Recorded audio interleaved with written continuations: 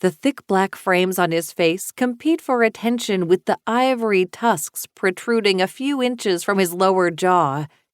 He takes up just about the entire doorway, his shoulders wider than the frame.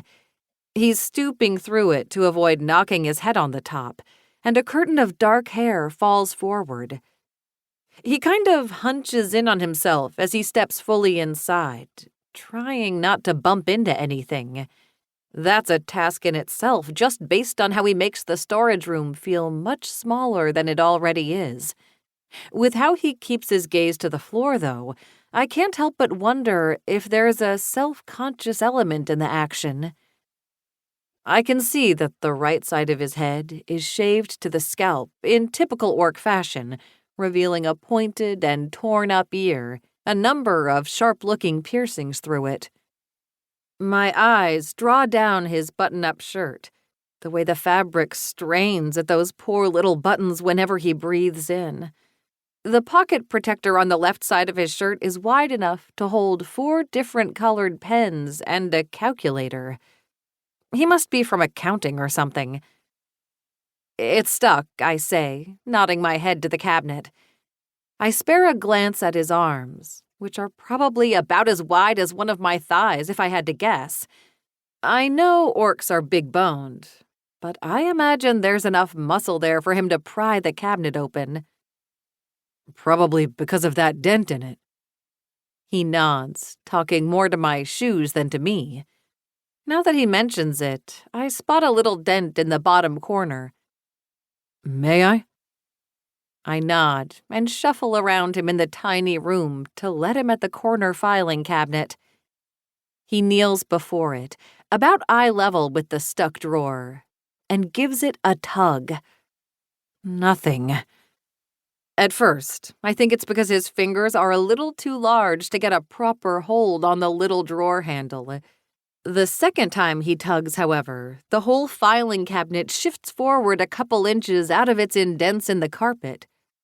No, you gotta sort of angle upwards when you pull, I say, crossing over and gripping what space is left for me on the handle. I don't know what it is in me. I just can't stand by and watch a job done incorrectly. I yank sort of upwards, once, twice. The drawer springs free, and my elbow flies back, colliding with his nose. He falls back, and my hands cover my mouth, downgrading my shriek of horror to a squeak. Oh no, I'm so sorry, I start to say, my face turning scarlet.